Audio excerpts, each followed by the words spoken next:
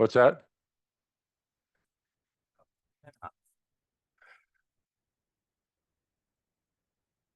Crazy.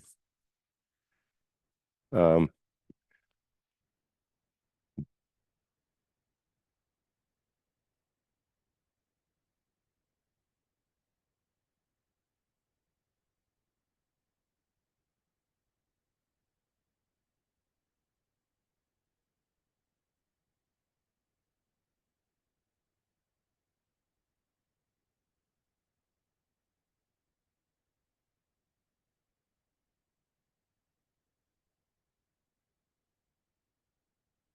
Hi, Cindy.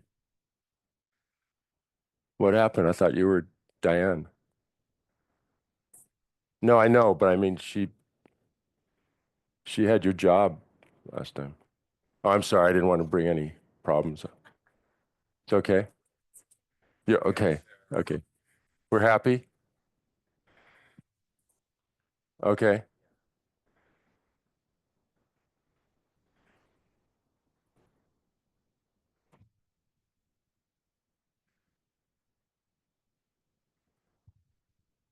Hi, Zoom. Oh, he doesn't want to talk.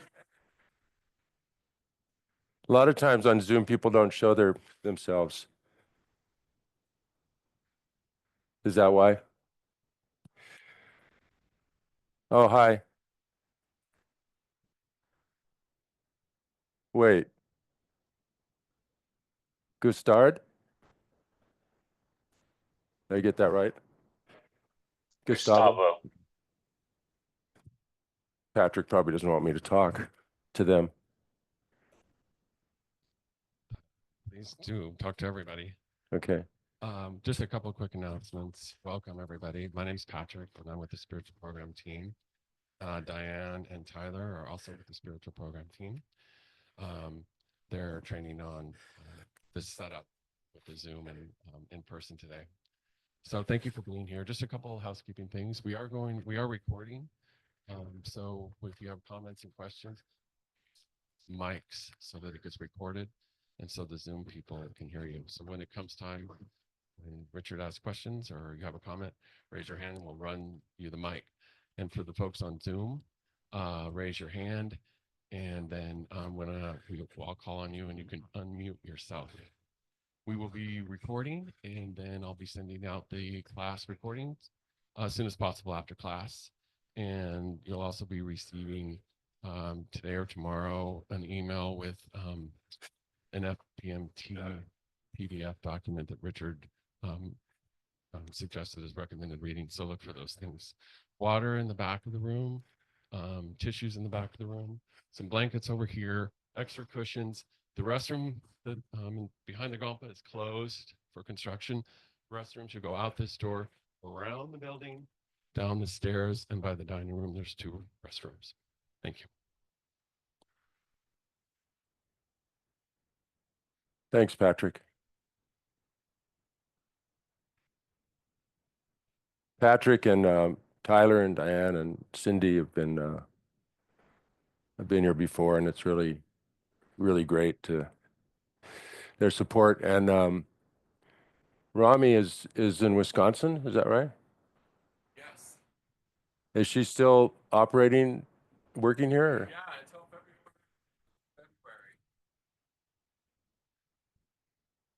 So I want to shout out to her. She still is the spiritual program coordinator, and she helped put the format together for these 8 weeks, right? Well, there's 4, and then there's 2 weeks off, and then there's another 4. Well, I'll probably be back. So I hope you can all stick it out. I know from my own experience, it can be things can come up. It's not always a smooth ride. So we have discussion time. I really hope people feel free to talk about things, and if not in the group, please talk to me. We'll see what we can do. I'm not an expert. but I'm happy to join you on this on this journey. So we have a meditation, we have a bit of a presentation, and then we have a discussion, then we have another meditation at the end. Okay, that's kind of the layout. Um, and there's a lot of material, so I'm not gonna. There's a lot of material. I mean, it's 2,500 years since Buddha, so there's a lot of stuff, and there's a lot of commentaries written on what was written down, and things that people have gone into depth, and one of my what I loved about Buddhism is that it lays out steps. Like I went to church. I was confirmed, as a Lutheran, and they talked about being compassionate. Well, how do you do that?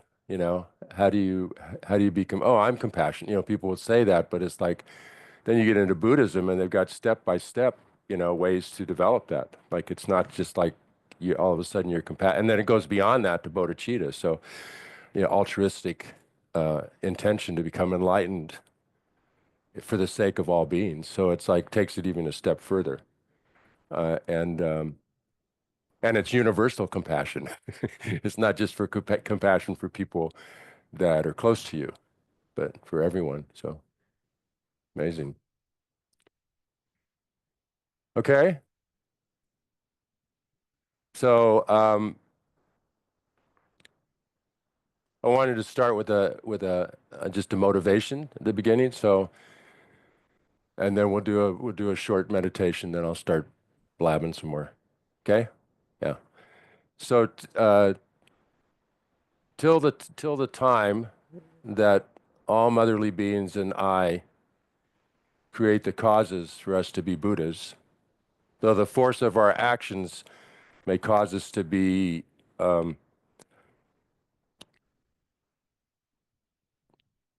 may cause us to wander in various realms of the six rebirth states. May we always be able to help one another to keep our aim fixed on enlightenment. May you always be able to help one another. I think that's really good. That really, we're all in this together, and we're not there yet. We could be. I don't know, and we can be at moments, but can we help each other out? Okay.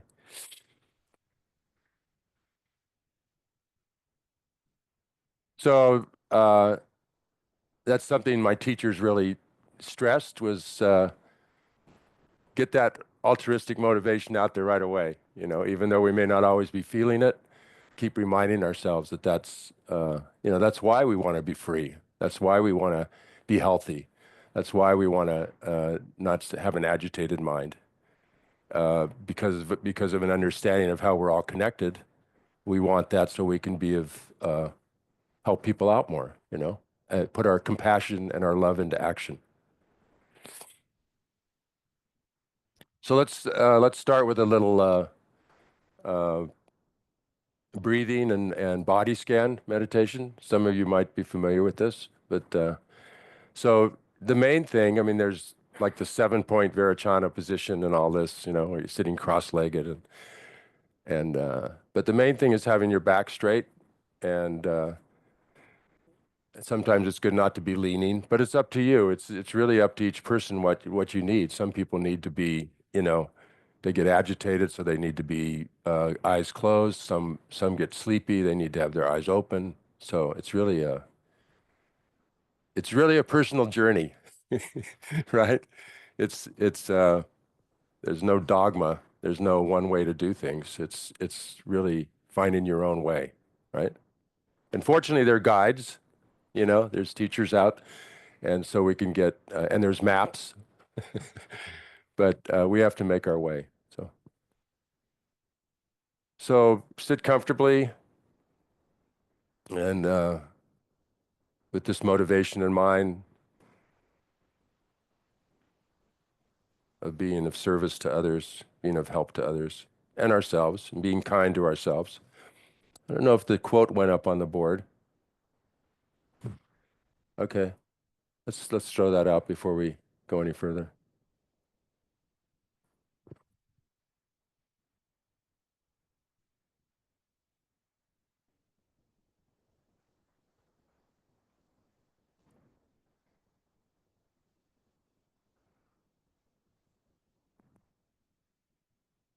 So this is from Lama Yeshe.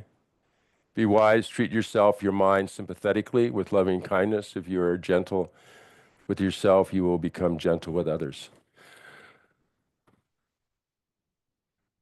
Sometimes that's the hardest, right? To be kind to ourselves, to not beat ourselves up, be too critical.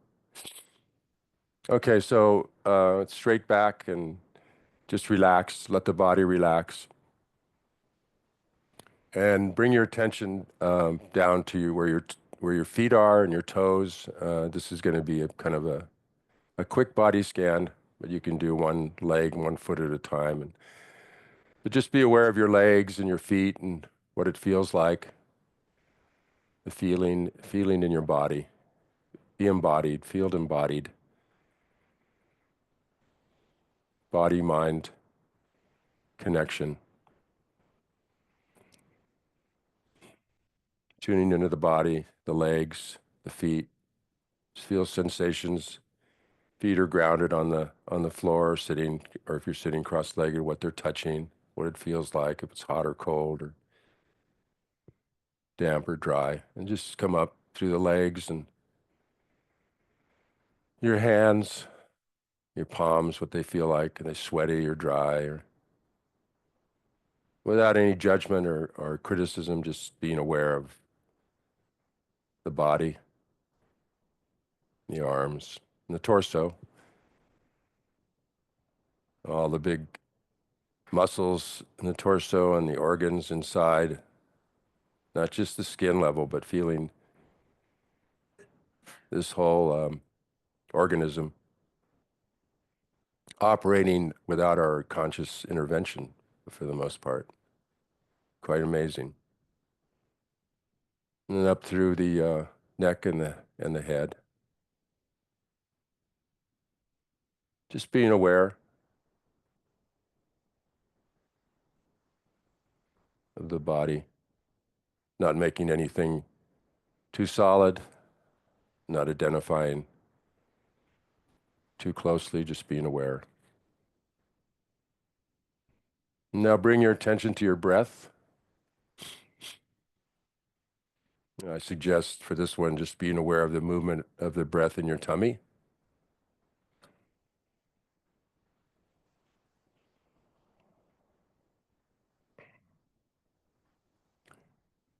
And just breathe naturally, let the breath just flow and just pay attention to what it's doing. Try to catch its whole rhythm.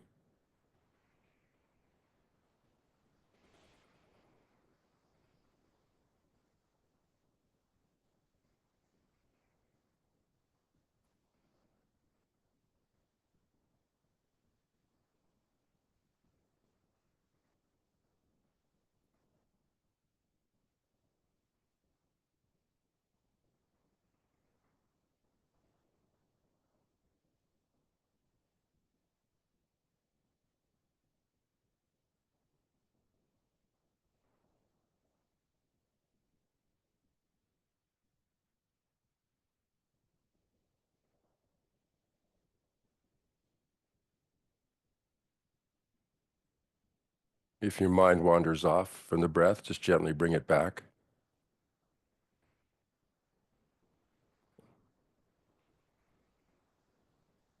Huge piece of concentration is having that attention of where the mind is, gently bringing it back to the breath.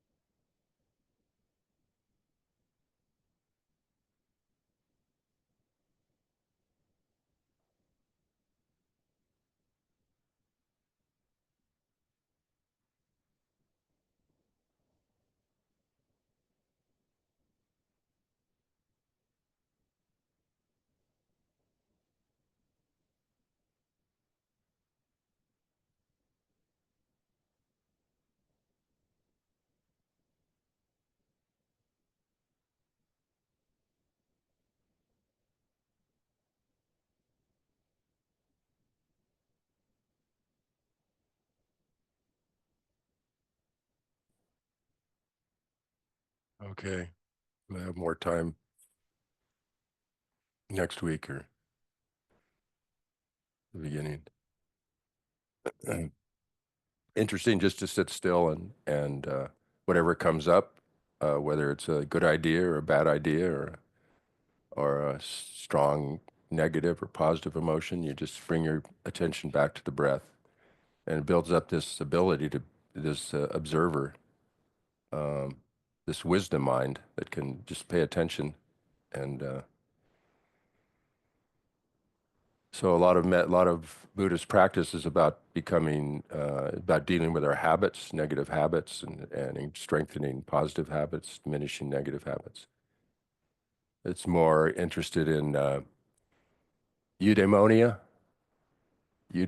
which is more, instead of hedonic pleasures, just quick, like eating ice cream, so tasty, This is more about developing joy and contentment, equanimity, um, things that internally we can all use to deal with whatever comes up, whatever comes up in our life, and to deal with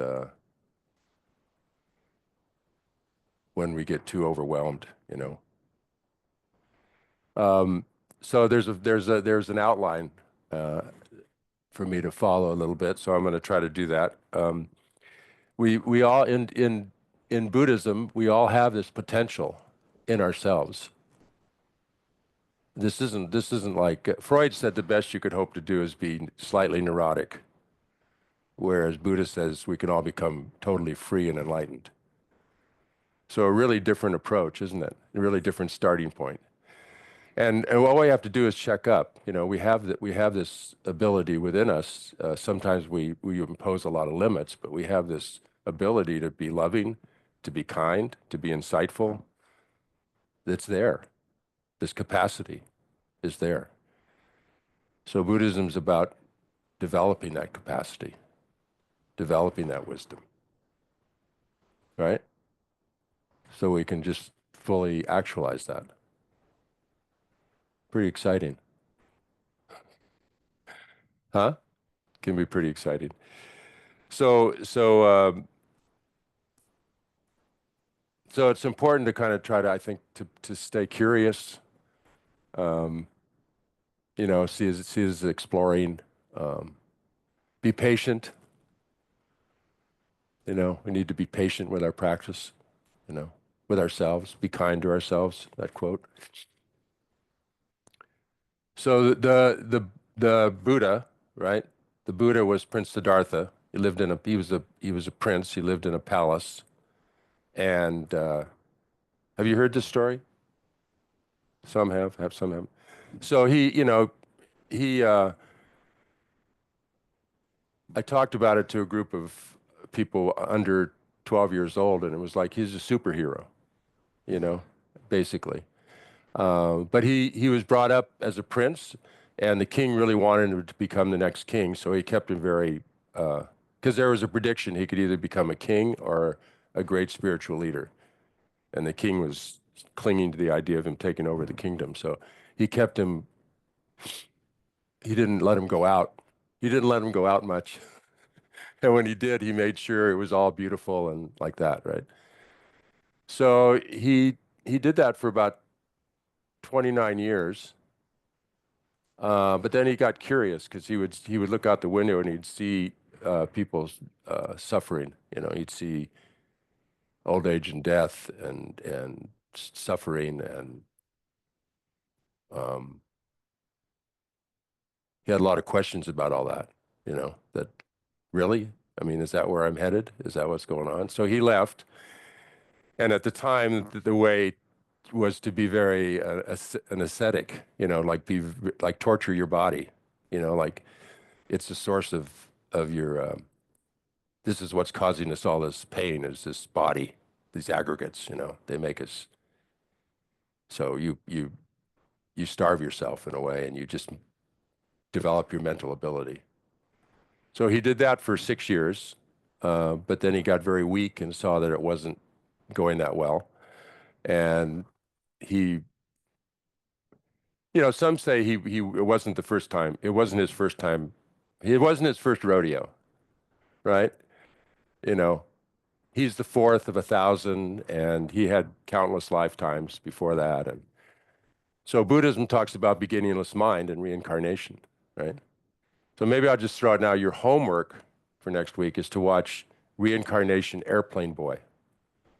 Okay? It's on the YouTube. Okay? Got it? So anyway, so he sat down and he became enlightened, you know, and huh? You know, he created the causes and conditions, and you know, and there's like 12 deeds, you know, and I mean, they do all this stuff. But anyway, so then he didn't think anybody would get it, but people wanted to hear what he learned, and so he started teaching.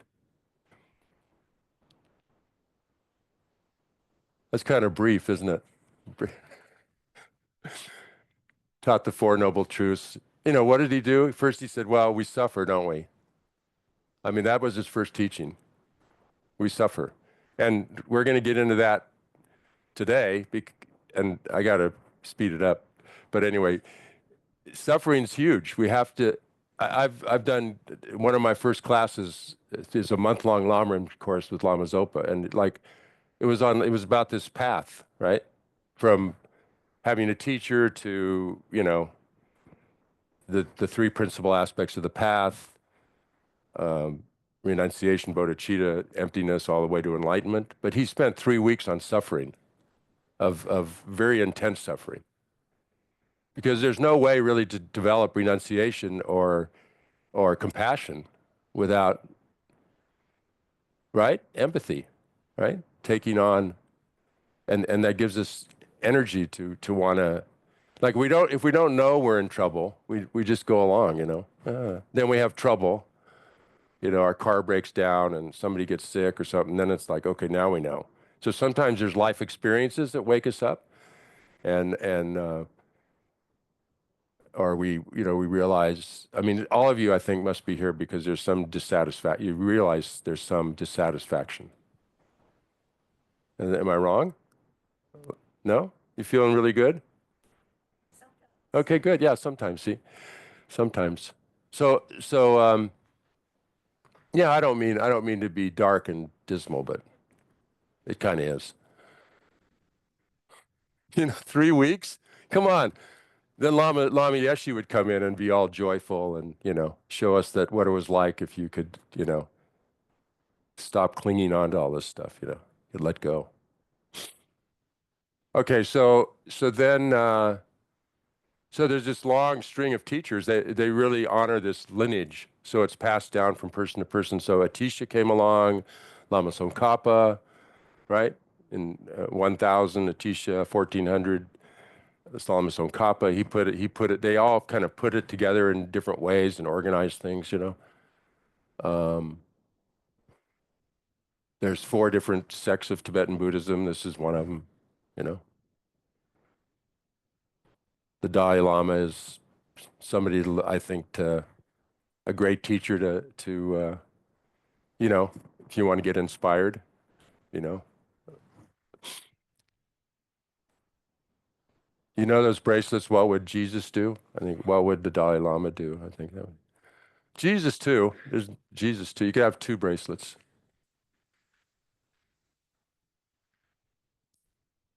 So then, you know, I met Lama Yeshe, Lama Zopa, and they taught the Lamrim, and so it sort of comes down, you know, and you get to hear about it.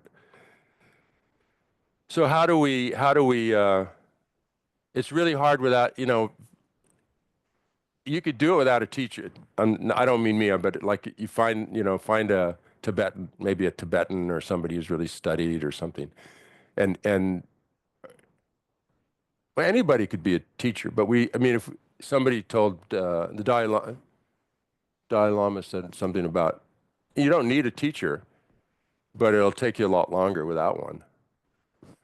Probably take you a lot longer, right? Like trying to learn carpentry, right? I was a carpenter for 15 years. So if I hadn't had John Jackson teaching me, I wouldn't have learned what I learned. So that's following teachings, right?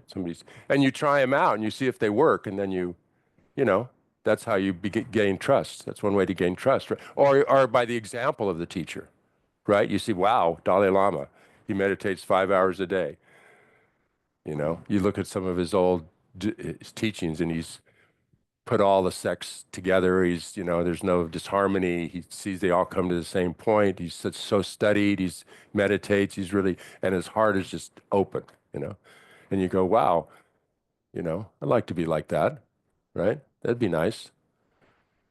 So you see what he's done, and then you try to, and don't beat yourself up that we can't, emulate that. But, it can be inspiring still, right? Okay. So, and benefit is the mind is beginningless. So even though we may die, it doesn't mean we vanish, right? Consciousness goes on, okay? So we have to check that out. It's hard to just believe that, but that's why Airplane Boy.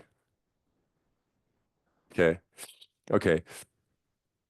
So it's a map. This is a map, right, to awakening, right? And in building a house, we had to do the foundation first, right? It wasn't much fun. You have to get in the dirt, and you have to make trenches, and you have to bend rebar and make forms, and then the concrete comes, and it's like, right? I like doing cabinets. I like making cabinets, for the bedroom and the third floor. But you can't do that until you build a foundation, right? So this is foundational work. And the foundation never goes away. I mean, you can't just build a foundation and then, okay, we built the foundation, now we can just forget it. You have to inspect it. You have to inspect it. You have to go back and maybe do the earthquake fitting. What do they call that? Retrofitting. Thank you. And you have to check to see if it's still sound and everything. So these are very important all throughout the whole thing, whole map. Very important. And it won't be, yeah, 3 weeks of the hell realms. Okay? But not a bad thing to meditate on, like intense suffering that people go through, right? We don't often want to put ourselves in that position, but that's how we gain more and more compassion and open heart, right? And also, and we'll get into that a little bit. So there's three principal aspects of the path. There's renunciation, bodhicitta, and correct view. Okay? So renunciation is this, well, actually, it's not renunciation because before that, there's four things. Facts of life. We talked about the facts of life earlier a little bit. We said something about facts of life. You and I in a conversation, right? Yeah. So, are the four thoughts that turn the mind. Okay? That's another way to look at it. So what are those? One is that we have this precious opportunity, and our meditation at the end is going to be on perfect human rebirth. Okay? So one is realizing we have this amazing opportunity. The second one is it's not going to last. It's impermanent. And these aren't made up. They're not made up. It's just it's taking a different perspective on our life and seeing what's going on, right? So it's impermanent, and we're going to die, so we don't have a lot of time. So for me, that freaks me out. But but I think that's the idea, because some fear is healthy, right? If there's a bear comes to the door, fear is sort of a good thing. I mean, if it doesn't paralyze us, right?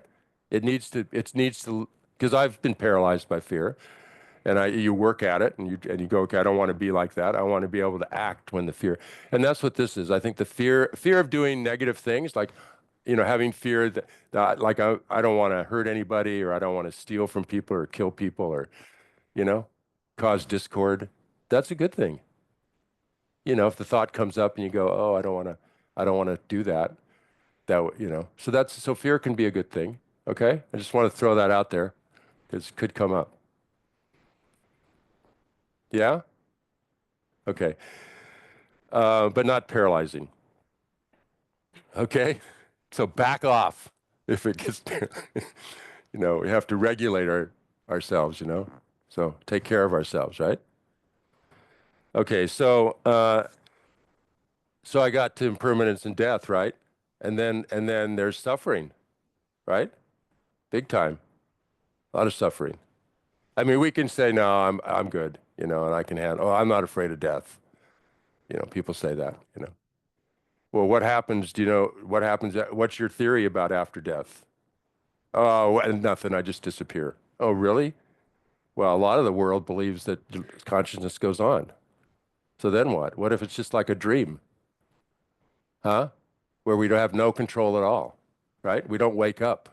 We just get blown around and have dreams, and then somehow we just don't remember. I mean, we don't remember things from when we were born like that. We don't remember some early childhood things. So maybe we just don't remember. There are people who remember past lives. Huh? Huh? Yeah. Some of us has met those people. And you can read stories about it. So it's like, oh, okay, that's weird. Well, that would just must be a cultural thing. Because in our culture, we talk about imaginary friends when little kids are talking about things, right? We say, oh, it's their imaginary friend. Well, maybe if we checked up to see what they're talking about and who it is, maybe it would be actually somebody. Anyway. So, and then the last one is karma, right? Karma I heard the other day from from Zong Rinpoche, he said, no, we don't say law of karma. He said, I've never heard law, that it's a law. So I see that a lot, law of karma. But it's because it's, karma is, yeah, I mean, it's shifty. So hard to understand and shifty, I mean, it is. It's like something yeah. So those four things you need before renunciation. So we can't even get to the three principal aspects of the path until you meditate on those things. You spend time, oh, I have a precious human rebirth. And they have like 8 freedoms and 10 endowments. They have this list. So you can go through the list and you can say which one of those, and same with karma and same with suffering. So they have these ways you can go about it, and then you make it real when you do it. You bring in your own examples, you bring in your own life, and you make it real to yourself. And you try it out. You see if it, and does it change the mind? Does it turn the mind toward the Dharma? Does it bend the mind toward the Dharma? So the three prerequisites, you meet a teacher, your mind gets bent because the real refuge is the teachings, the Dharma. That's what's going to change us. And then you have support. So, okay, so I'm going to try it out. I'm going to try out the Dharma. I'm going to try out the teachings and see if it changes my mind.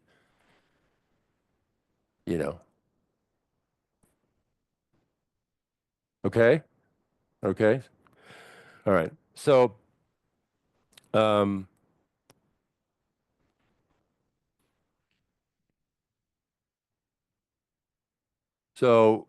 briefly, okay? We're going to do a meditation on precious human rebirth, but briefly, it's like, a lot of things in Tibetan Buddhism are antidotes for negative states of mind. Okay?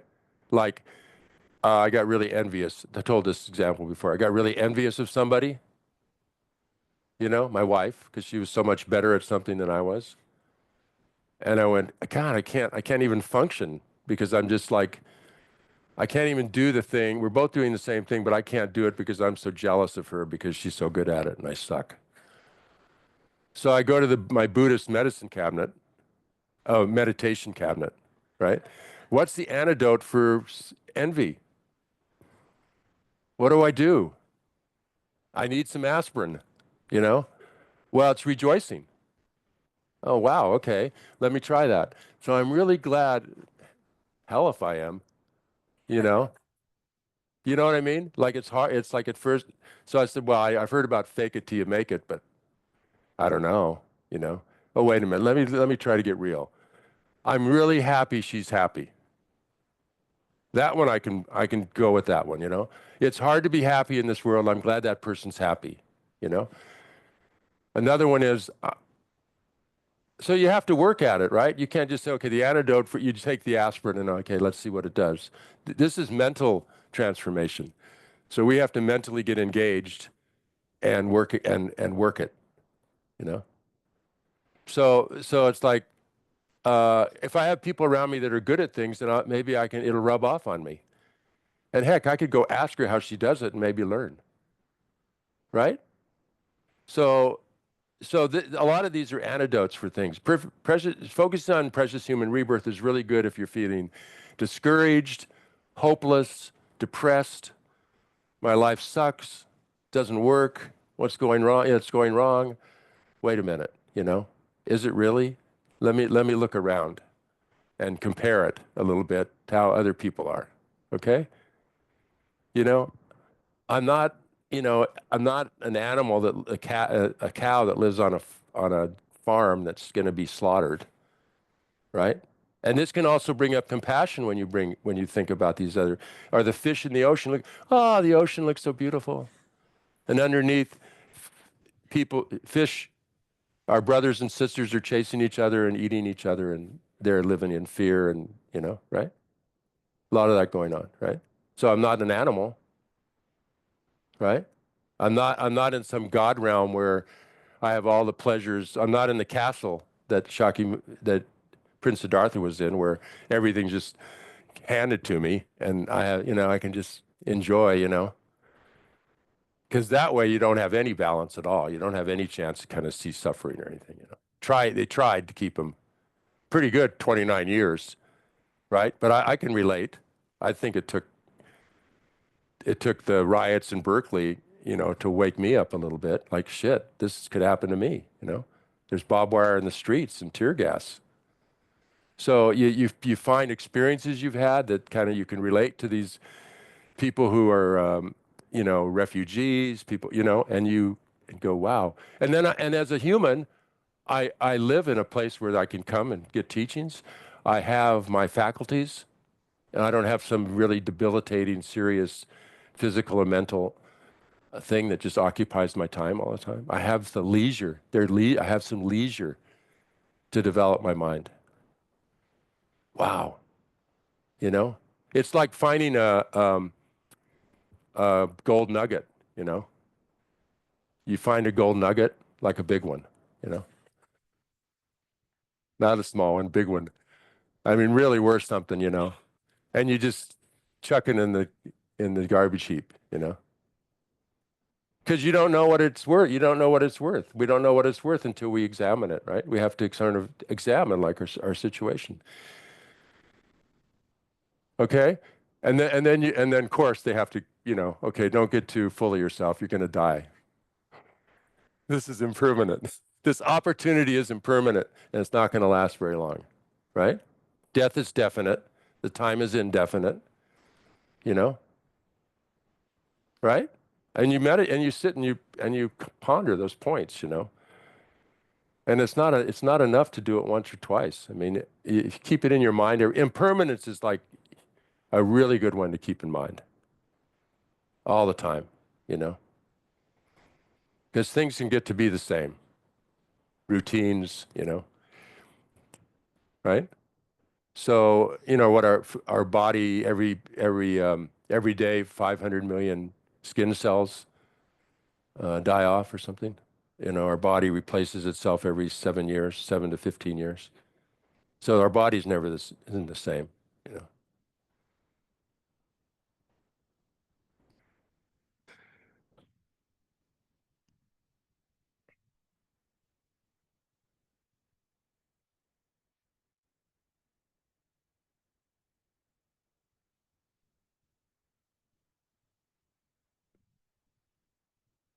Oh, and then suffering. Oh, karma. No, suffering.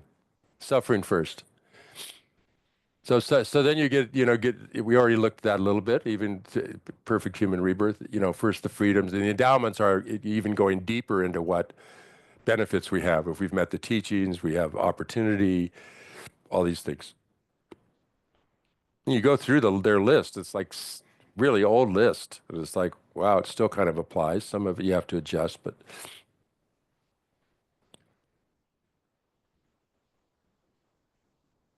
so then I'm going to die. Okay. But in the meantime, there's suffering. There's suffering if the karma comes in there because if I create the cause, you know, karma is something that only I can experience what I've created the cause for. It's not like somebody else does it to me. I have to create the cause. Whatever happens to me, I've created the cause for it to happen. And whatever I do now, I'm creating a cause for what might happen to me in the future. And we can see that, right? We create the cause. I mean, it's not fixed, okay? It's not. It's not fixed because it's for one, it's expandable. One cause can have many results. Many causes can come together to make, it's like one of the most difficult things to understand, karma. Buddha said, yeah, quit asking me questions about karma. There are like 13 things he wouldn't answer. There's probably more, but I don't know. They're into numbers. So, um, and you can, like, if you do something real, like read about Milarepa. He killed a lot of people, but he regretted it. Okay, so it has to be a complete action. There has to be an intention. There has to be you carry out the act. You have an object. You have an intention. You have an object. You carry it out, and it's completed. There's all these things have to kind of come together. But with regret, if you have regret and then you go, wow, that really offended some human being or some being, and probably didn't make all the Buddhas are always smiling, but they always didn't really please the Buddhas, but they're not really.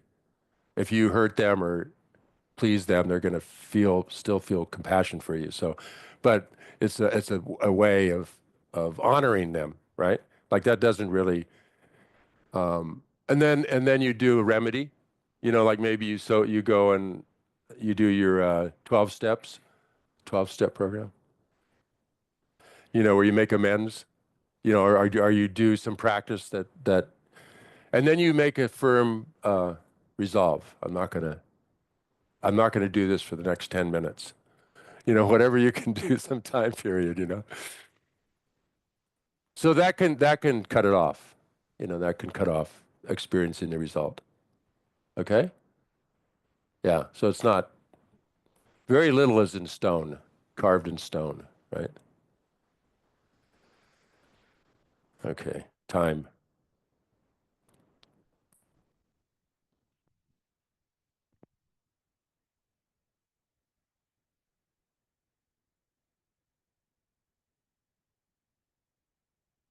Okay, so what gets in the way of being able to do this stuff? To they have their own Ten Commandments. They're a little different. I kind of looked at the first couple, the first few in Christianity have to do with God, I think. How you shall have no other idols before me or things like that. But the killing, stealing, and sexual misconduct, that matches up. And then there's four that have to do with speech, because speech is huge, right? So it's like if you're lying or you're being slanderous or you're being um, harsh words or idle gossip, right? And then then there's three of mind, which is like covetousness, like, you know, gotta have it. Or malice, like you're mean to people, anger, or just ignorance, like you say, well, karma doesn't exist, or you know, you're nihilistic, like nothing matters. I can do whatever I want, right? That could lead to some problems. I wonder how long people get away with, well, some people do get away with that. I'm thinking of somebody, I don't know. But anyway, huh? Yeah, right. His name that shall not be mentioned. So, the sad part, I mean, like where we have compassion is no matter where people are at, uh, if it's definite that you experience a result at some point.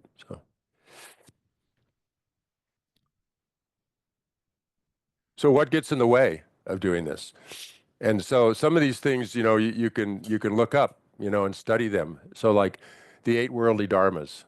So that sounds like it goes against. So like if you're just involved in gain and loss, we have to do it. These are like we get too much attachment to it, too much like that's our whole life. Like I got to make a lot of money. That's all you do, or you're so worried about your losses, or you're just into pleasure. You don't want any pain. That's all you're concerned about. Or because this is a training of the mind to be free from attachment, to be free. So if we're caught up in those things, we're kind of chained to them, right? We're like they're our prison. So the other is reputation. We really care about what people, which, in some ways we need some shame and we need to be, like that's not going to be a nice thing for people. But I mean, if all we care about is like our reputation, I have to have a really good rep, or, we don't want to be defamed or something. And the other one, ego-pleasing words and sounds, which are interesting. So it's not just like people being nice to you, I just want people to be nice to me and I don't want to be around that person because they're not nice to me. But even sounds that you hear, like, oh, I don't like that sound, and oh, that garbage truck, I hate that sound.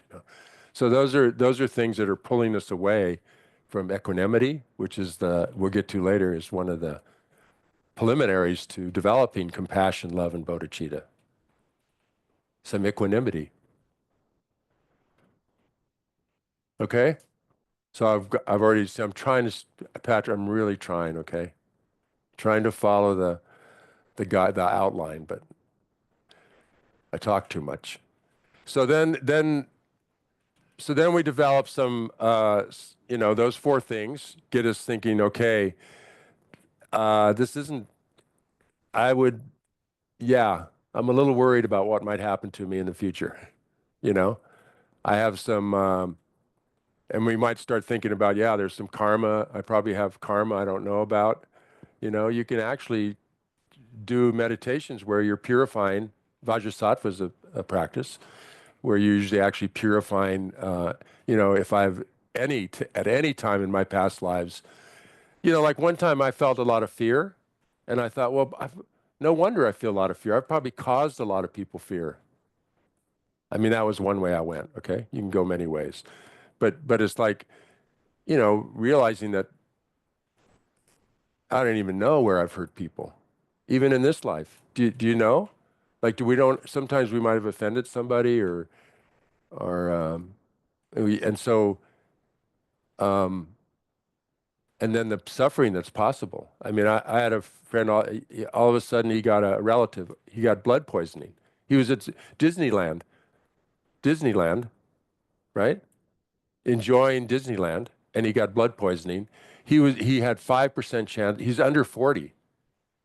So this death and impermanence thing, it's not an age, there's no age restriction on impermanence and death. Doesn't mean when you get older, oh yeah, I can see why you're worried about death, Richard. You're like 75 or something, but me, I mean, that's how I was in my 20s, 30s. It's like, anyway, 5% chance to live on 11 different IVs, kidney dialysis, right?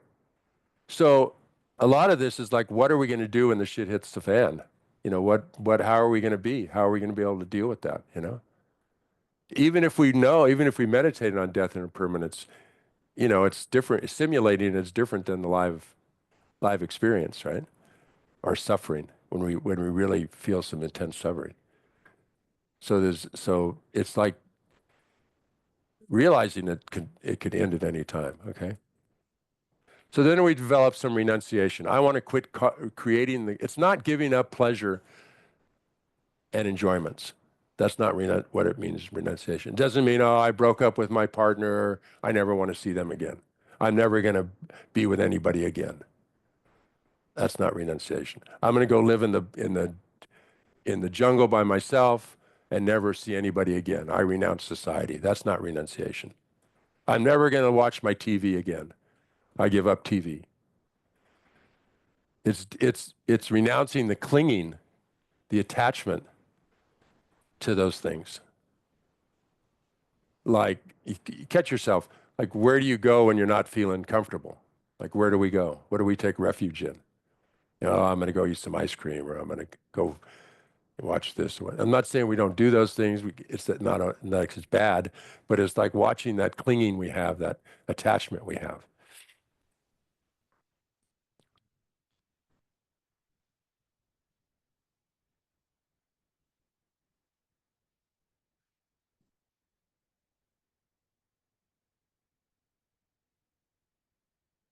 So the karmic energy created by our actions together with the delusions motivating them. That's what. So all this karma we've created, they've been that we've put out has come from our wrong view about things, delusions we have about things, how things exist. Uh, you know, we'll get into that later. You know, our relationship with others.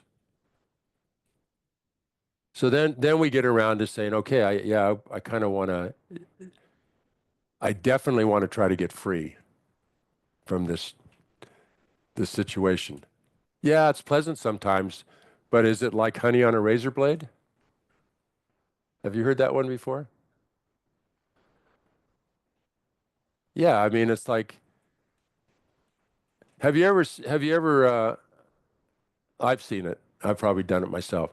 Somebody falls deeply in love with somebody else, and it's like I've seen it in teenagers and adults because I worked in a high school for 22 years as a therapist.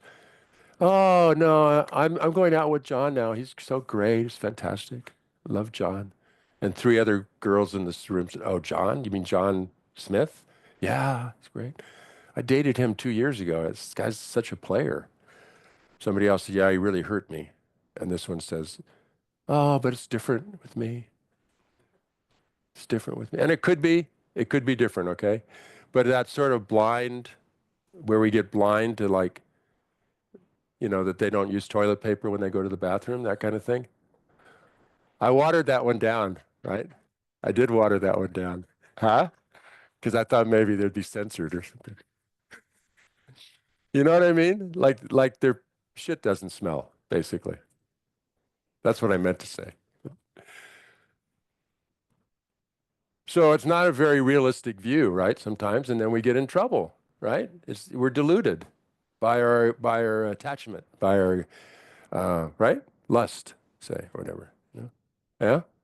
Or are we blinded by our anger that all we can see in somebody is their bad qualities? We don't see that there are people who love this person, um, and you know they've had problems maybe in their life, and so we have some compassion. But no, we just see that they're a jerk, you know, right?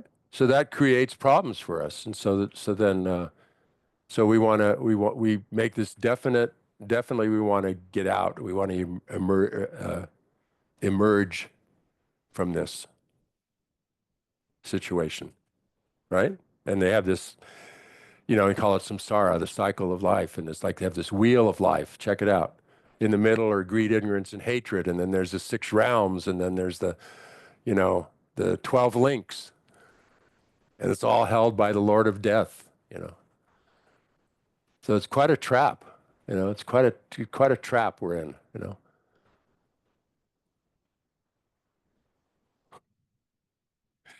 I warned you, okay? I warned you this would be the tough part. Anyway, so then we, you know, renunciation, this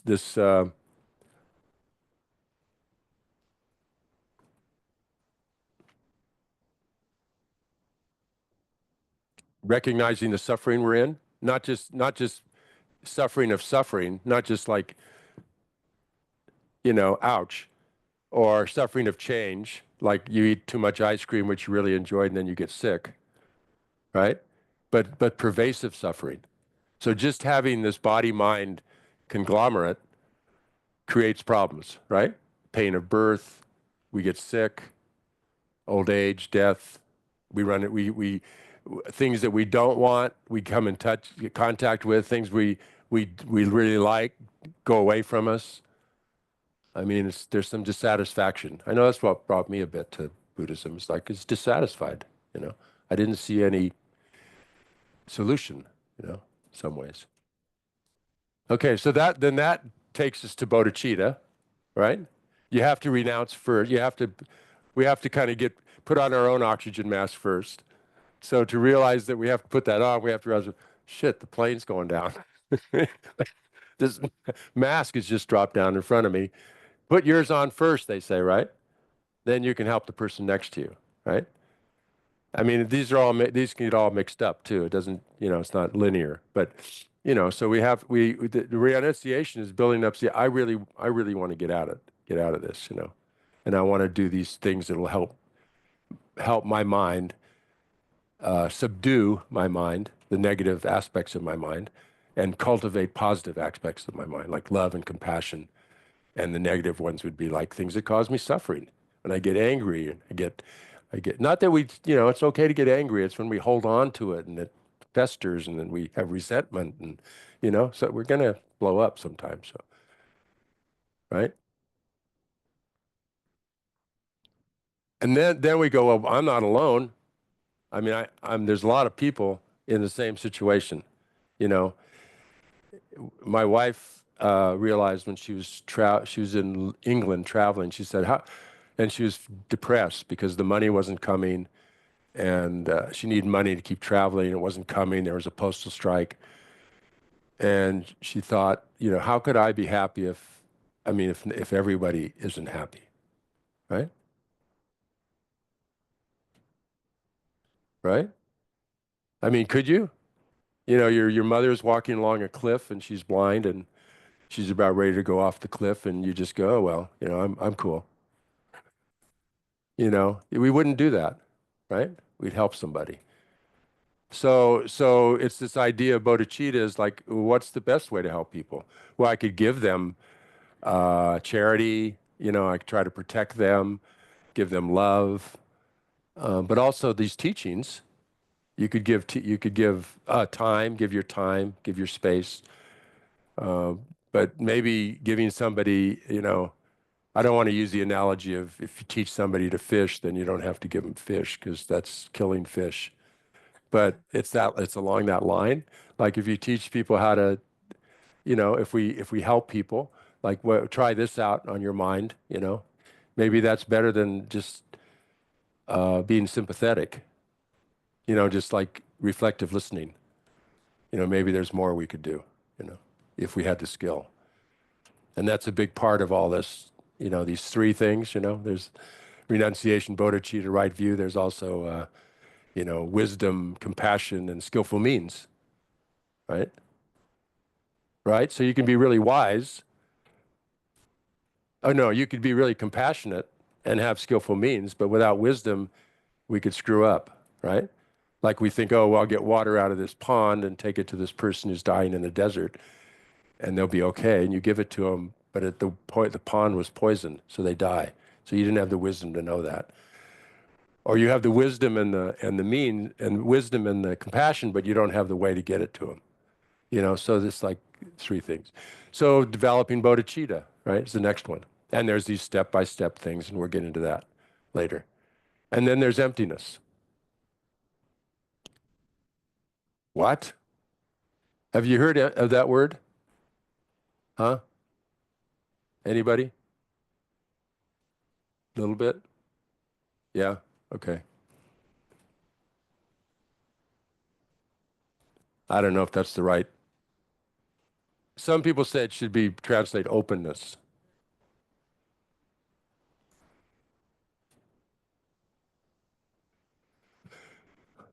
It's really tricky one because, actually, I think it's not tricky if you just think of dependent arising. Things do not exist independently, do they? Can anybody, anything that exists independently of anything else exist all by itself? We kind of hold on to ourself as existing that way. So that's a whole meditation, right? But interdependence. Things are created by causes and conditions, right?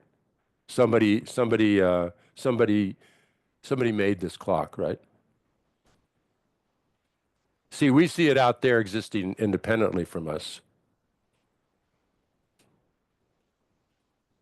right? But it's made of parts, right? And so if you took all the parts, well, no, somebody made it, right? So it's not independently existent because somebody made it. All these parts had to, and then there's all the parts. And if you took all the parts apart and laid them out, could you find clock? Would clock be one of those parts? No, but it's a clock. Come on. So we name it clock. That's the third one. We call it clock, don't we? Somebody else who doesn't know what clocks are might come in and say, oh, that's a Frisbee. Except for this thing. Oh, that's a Frisbee too. But in our mind, when we see something, it takes in an image and it gets inverted, doesn't it? Optic nerve. And then you know about this optic nerve thing? Doesn't it? It gets inverted and then it gets turned into electrical impulses and goes to our brain and we go, oh, clock. We recognize it, right? So why would we want to know why would we study that? Why would that be important? I know that. Everybody knows that. It doesn't exist from its own side. I call it a clock. But we walk around, I do, I don't know about you, but everybody looks like you're out there all on your own, separate from me. But I wouldn't see you if I didn't take in impulses and they come into my brain and I make sense of it, right? So already there's an interaction, right? There's a lot of interaction, right? Causes and conditions. So otherwise, if it existed independently, things wouldn't function very well. They wouldn't function very well. How could they function, right? If we can't go and have an effect on something, like wash the dishes. If the dirty dishes existed independently, I couldn't wash them and make them clean. Could I? No, because they'd always be dirty. Is that a good example? Could be. But you get into weird situations when you actually start to challenge this idea that the way we actually see things, right? And our body, okay, we look at our body and it's like, you're 90, well, I am. No, we all are. 99% space. Have you studied any of that stuff? Yeah, 99% space. It's like a fan because the electrons are moving almost the speed of light. So it's like a fan, a fan, and it looks like it's one thing. It's just because it's going so fast, it looks solid. And our perceptions are faulty. They don't pick up everything, right? They don't pick up all that motion and all that activity. I mean, so with our mind, we can be more expansive and we can understand things, and that can start to change our. This is a revolution, an evolution, really. Meditation. This trip is to evolve into. So we're not suffering. That means we don't have this kind of body. You could come back and help other humans, but it's really getting in tune with how we really exist. We're mostly space in this constant motion. So you can sit and follow your breath, and that starts to happen a little bit. You start to go, where's the breath? Where's it coming from? Where is it staying? Where's it going? You know, right? So dependent arising is really dependent, being interdependent is a really good place to start with emptiness, because some of the meditations are based on the unfindability of an independently existing self. And so that can be a little fearful, right? And so we always have to be careful not to fall into extremes. Right now we're in the extreme of it really exists the way it appears. So if we start to challenge that, there's a tendency to follow the other extreme is, oh shit, nothing exists. And it's not like that, okay? We do, I mean, obviously we exist. We move around. We you know, act, create things, causes, and things happen, you know? We experience the results of that. I mean, can't deny it. So bringing the two together is, uh, you know, part of the job, you know. How it appears, which is a bit of a, um, they call it a relative truth, but then they go, well, it's not really true. It appears that way, so we'll call it relative truth.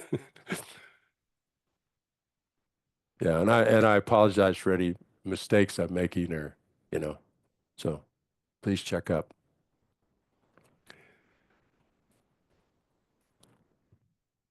Okay.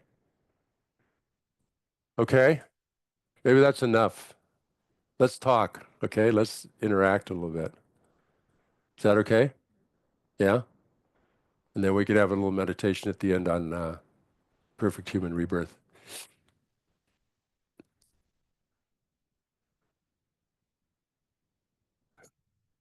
Oh, she went off. I waved and she went off. Yeah, I know.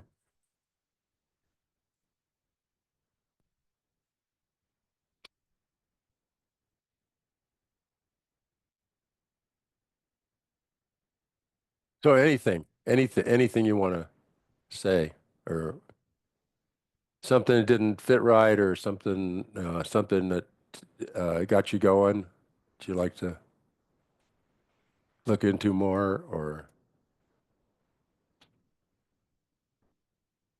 wow. Okay, not everybody at once.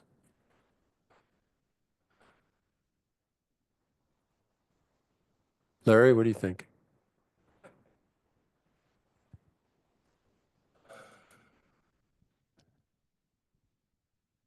I don't know. No, I don't want to put you on the spot.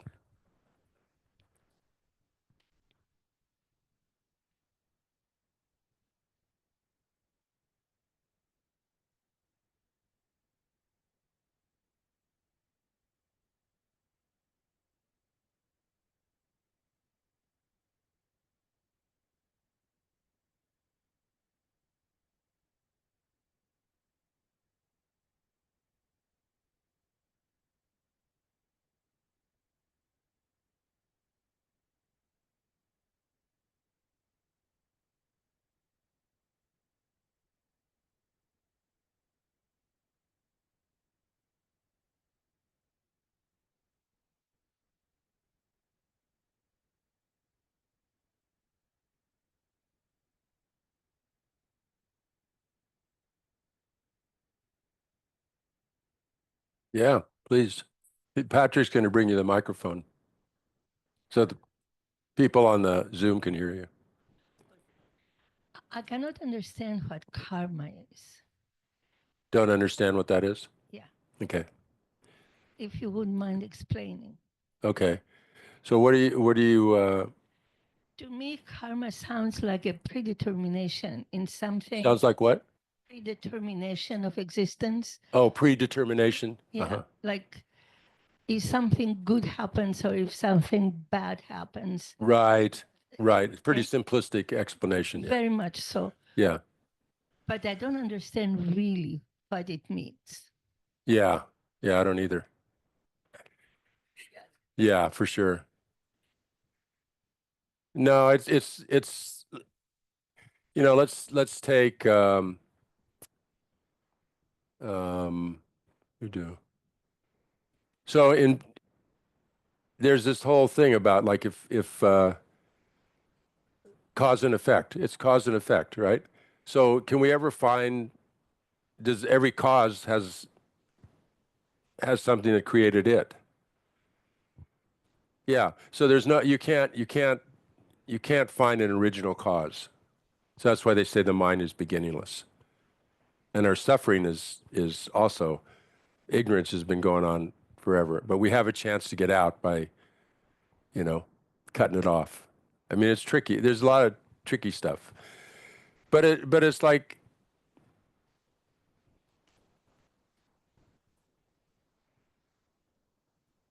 if I don't know, a good example. You know, if I get angry at somebody, right? If I'm like don't want to be around them or something, or I say mean things to them, then sometimes they start saying mean things about me. You know, you lose friends, right? Yeah. Or so it's just kind of like that in a way. I mean, you know, you eat something that's uh, got poison in it, and you get sick, right? Right? I mean, it's just a cause and effect. It's just the way, you know, physically, it's maybe easier to see. If I stub my toe, if I'm not paying attention and I stub my toe, it hurts, you know. Now we can intervene on that and have become more aware of that chain of how that works and not have suffering from the pain. But So karma is something that we create. right, That is the cause, and then what happens is the effect. right, Correct? right, right. We create, it's what we've created. That's why we have where we are now. You created the cause to be here today, right? And you got here. So you completed the action. You had the intention, you made the action, you know, you completed it, you know, you got here. So it's So in a karma way is it's simple, and in a way it's very complicated because, you know, one cause can have many, many effects and one, you know, like that, and you can change it. So it is kind of hard to understand. I mean, not if, yeah, even the Buddha said it's like hard to understand, you know. that makes a lot of sense. Instead of somebody out there Predetermined. predetermines No. the causes and the effects. Yeah, of right, right. that. Well, even if you believe in God, right? We still got free will. Adam and Eve, right? Then the Ten Commandments, right? So if you want to, you know, you want to be happy, then quit hurting other people. You know, it'll come back to you. You know, like that. Yeah, it's a good thing to sort of check out for a while, see what. But yeah, we create. So that's the good news in Buddhism, right? It's our responsibility. We created the cause. We can change it. I mean, some of the habits are very strong, and so it can take a while to change things, right? But you just keep at it.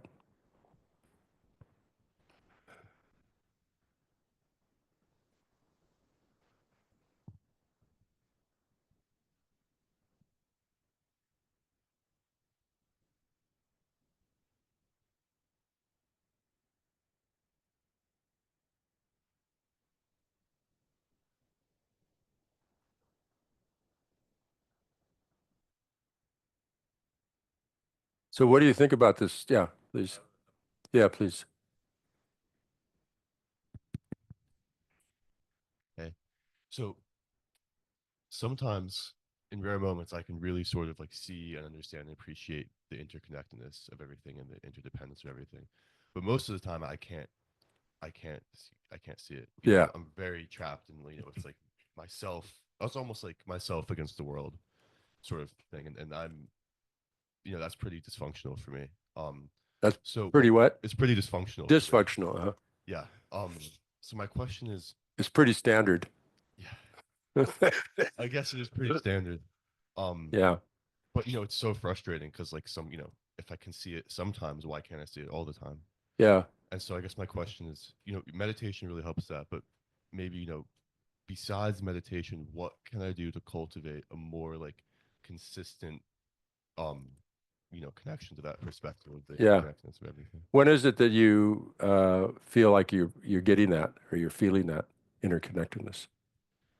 Um like what? Like you said, sometimes you do. Well, psychedelic drugs are helpful, Uh-huh. but I'm trying to be sober. Can't make it a steady diet. Can't make it they don't really work that way apparently. I can relate. Meditation's very helpful. Immersion in like sort of very like extreme like nature Mm-hmm. is very helpful. Yeah, yeah. But I can't be doing that all the time. Right. Right. No, and I think we have to be easy on ourselves. We have to be easygoing, as Lamiash would say. Be easygoing, come on, slowly, slowly. But just catching yourself when you're not is awareness, right? Is really good to foster that awareness, to keep working on having that internal awareness of what's going on. So it's more an awareness of, and not to where we're like being overly critical or like putting ourselves down. That's far from it, but just, oh yeah, okay. There, that no, that's what that is. You know, that's when I'm just lost in my own world. And so I think there's several ways. One is to go to, to go to the antidotes, like I said, so okay, so I feel it's me against the world. What do I mean? What do I mean? You can deconstruct it. You know, um, you have to we have to challenge it. We have to challenge these things, we have to stand up to them and go, okay, um, what do that doesn't make sense. There's these 4 C's in psychology. Um, Catastrophizing. This is the worst thing that could be happening to me. I can't stand it. Uh, uh, Commanding, it shouldn't be happening to me, and condemning, something wrong with me or you because it's happening. So we have to watch where we're getting into extreme views. Me against the world is pretty extreme, right? So you go, okay, well, okay, that one, like sometimes I've had conversations with like fear, where fear has been telling me to, I've have asthma, had worse at times, and it was telling me to hurry up to get home and use my inhaler a lot, and it was exercise induced. So that wasn't helping. So I sat down, I said, okay, fear, we need to talk, you know? So you sit down and you go, okay, this me against the world, we need to talk about this. This it's not very realistic. I mean, when I think about the people around me who help me out, you know, I mean, right? There are people in your life that support you. Yeah, yeah. Relatives or have supported us. Sometimes we get in trouble and we call somebody we've never talked to, and you can't believe how forthcoming people are to help out. Um, or you remember people's kindness to you, when people have helped me out and been supportive. And it's just like warm your heart. I don't think there's a pill, but it's recognition, like, oh, I'm tripping, you know, and I'm not on acid, and it's a bad trip. And so there are things that I've learned I can look it up in my Buddhist books about what to do when I'm feeling, but that's very common. Almost the root cause of our suffering, is this feeling of independently existing, unitary, independent, and permanent somehow. And it's just not the way we exist. It's impossible, you know. Or we came from our parents, our body. Maybe our mind came from, you know, consciousness came somewhere else. That's Buddhism. But, you know, so we're not independently existing. Uh, they raised me. They raised me. I certainly wasn't me against the world. If I hadn't had them looking after me, I would have died. So kind, so kind, you know? Yeah, I like how you said like remembering people's past kindnesses to us and stuff. That seems like a good medicine cabinet tool. Sometimes when? I like how you said like, you know, remembering like people's past kindnesses Yeah. to us. That Yeah. seems like a good like medicine cabinet Yeah, antidote to some things. yeah. That's what we have to do. You know, that's what I think is like same with this. We're going to do a meditation on the perfect human rebirth, and it, you know, these are things to to to counteract negative emotions. You know, and it's not like we're making them up.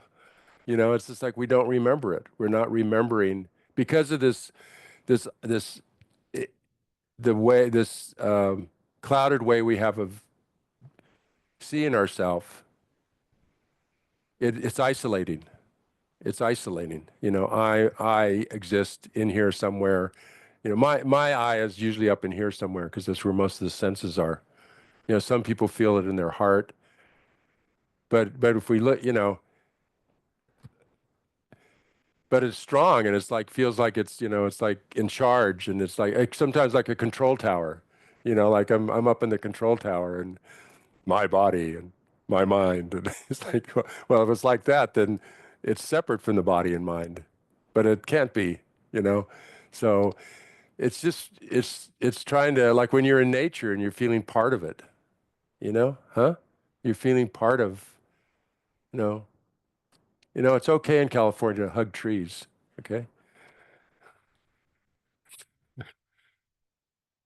And it looks like it's all independently existing there, but their root systems go out everywhere and they're interacting and they're talking to other trees. Some people say that. And the foliage and the interaction with the air, and, you know, and just we can feel that ourselves. Our skin is interacting all the time. We make this limitation, but we're an interactive, it's totally interactive. We can't live without air. So it's me, the air I breathe, against the world. No, it's me, the air, and the food I eat, which comes from other people and their labor, against the world. No, it's me, you know what I mean? And the air I breathe, the food I eat, and my clothes. Wait, my clothes come from other people. You know what I mean? And then the work wait, my work comes from, thank you from the work you give me. You know, like you can make, we have to remember our connections. We have to, that's how we challenge that tyrant, you know, trying to say that this is way you're all alone. You're all, that's when the, you know, and you know, there's some truth to things like when it's beneficial for the journey, you know, to be, I am alone in some ways, you know. I'm born alone. I die, not whether there's people around, but our experience is going to be our own. But I'm not alone. I have to work on that one, you know. Not alone. You can always um, remember people that have supported you. Surround yourself with, you know, in your mind, with people who are supportive. Okay, I've got to do a meditation. I'm going to do a 15-minute meditation in 5 minutes. Because we can't go over, right, Patrick? Oh, right. See that illusion of being in charge? Okay.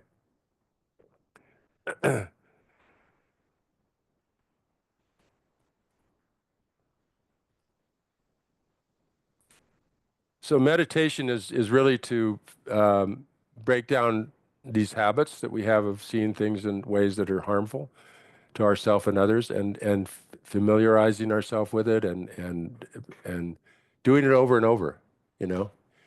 And sometimes in retreat, you would do the same meditation 4 times a day for 2 hours, you know. but every time would be a different experience, right? Because you can bring up different examples. So I really hope, the maybe not the most inspiring topics, but we need some joy. We need to bring some joy to this fortunate situation we have. Okay, so this meditation's already started. So yeah, meditation isn't always just with eyes closed, but so we have this incredible opportunity right now. Um, we don't have to blame others for our problems. Um,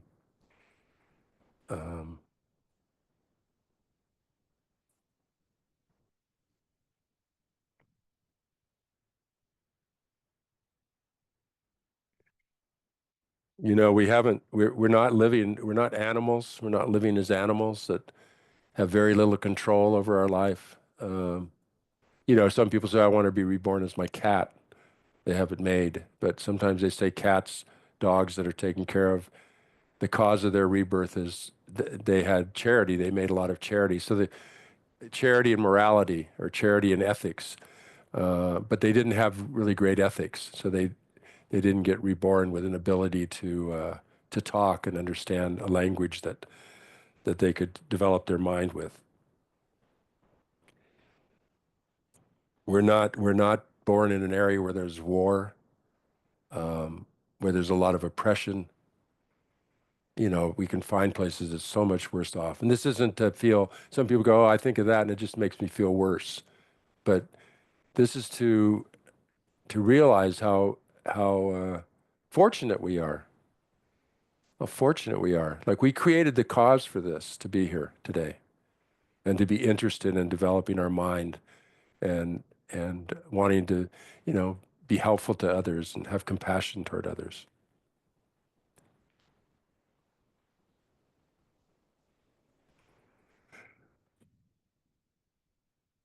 So we put ourselves in these positions where people, have great hardship or great fear, agony, and we can have compassion for them, and also we can appreciate, and that we can also appreciate our own situation, and we can use our situation to better ourselves, to free ourselves. Because if we don't disarm ourselves, how can we have disarmament in the world? Disarm our anger and our hatred and our attachment and our ignorance. We work on ourselves. His Holiness says this, Dalai Lama. We work on ourselves. You still go out and do those things, but if we can do them from a place of, so we're using this precious human rebirth to advantage. We have this great opportunity. So we could use it to just enjoy this life, which is okay. We want to enjoy. So if we could try to find some enjoyment in this ability to transform our mind and free ourselves, and then help others. Wow, not just travel the world, or it doesn't matter what we're doing, but we can always in all these situations remember these things, right? We have such potential. We have the intelligence. We have ability to be compassionate. It comes from deep within us. We can develop that wisdom and compassion and skillful means. There's such limits in just pursuing material things for our well-being, thinking that's going to bring us, our being famous, our being wealthy, that's going to bring us happiness.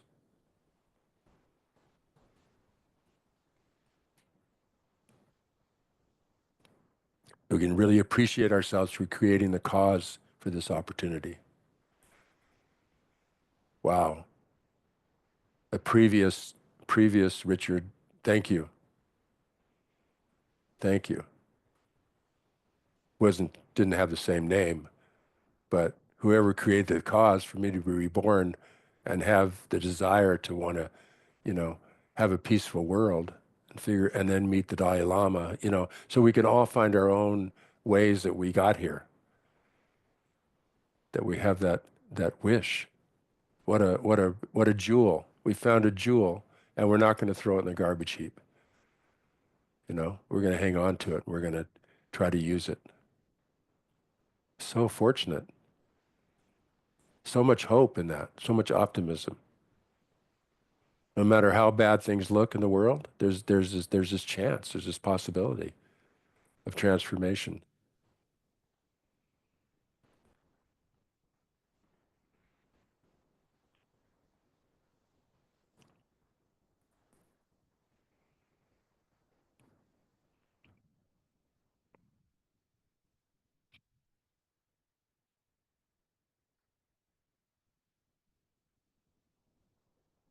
So if we get discouraged, we get depressed, we get feeling hopeless, remember our situation, wow, I could go read a Dharma book right now. Maybe I'll find the antidote to how I'm feeling right now. There's this wealth of information. I could meditate and sit and work myself through what's going on. Go do something nice for somebody.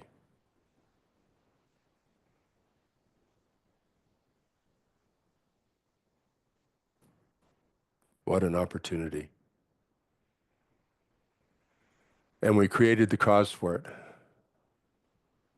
And we want to keep creating the cause for it.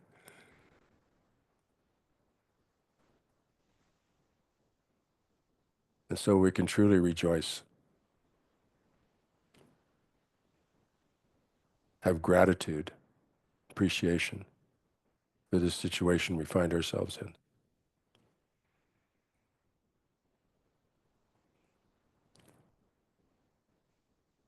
And we can make the wish that all beings have this opportunity. Wouldn't it be wonderful?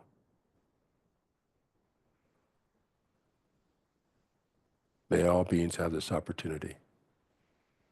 May I make it so. And then you can call on all the countless Buddhas and Bodhisattvas to help you make it so. They're always around, always right here. They're smiling, they're so happy. People like His Holiness, so happy. He's happy. He says he's happier about a bodhisattva on the first bhumi it's a struggle for him. So much courage making that effort. And at the same time, we're nice to ourselves, compassionate, loving to ourselves, taking care of this precious jewel, this body-mind complex that has this incredible potential.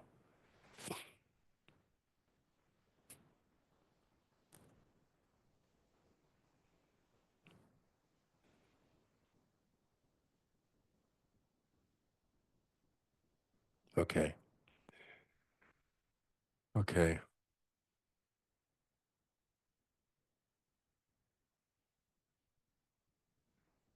Okay.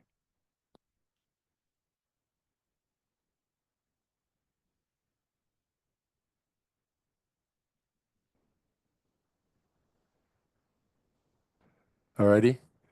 Stop there. You guys are great. 9 o'clock on Saturday morning. Are you kidding me?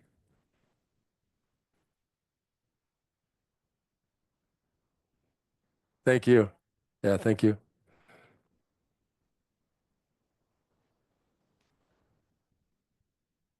Thanks, everybody. We will be back here next week, same time. Is your mic on? I think it is. Can you hear me? Yeah, now I can. Yeah. Same time next week. Thank you, everybody. If 9 a.m. is a time that works for you, we do have meditation tomorrow, Sunday at 9 a.m. with Venerable Yangchen. Next Friday at 7 p.m. here in the Gompa, we have Sound Journey with Calden Cove. It's like a town bath thing. That's filling up fast, so you should register in the next couple days if you want to go to that. You can leave the chairs and cushions out. We're going to save those for meditation. Thanks, everybody. I have a question. What's your homework? Reincarnation, Airplane Boy. Yeah, it's like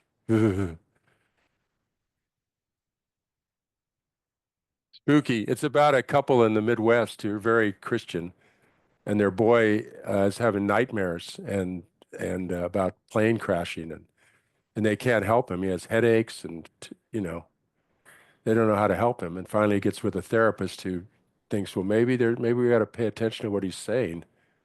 And he knows so much about airplanes and aircraft carriers. And the parents are blown away. It's like, wow, we never think that he was somebody in his past life. I mean, that's so far from our belief system. But there's a lot of proof.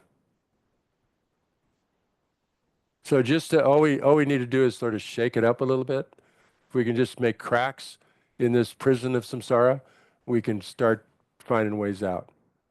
You know, the water will start flowing through there and it'll start corroding the bars, and, you know, slowly we'll find we'll get free, you know. Or at least when things come up, we don't react so much, you know. We don't react. We don't overreact. Okay. Blah, blah, blah, blah, blah. Okay. See y'all later. Thank you.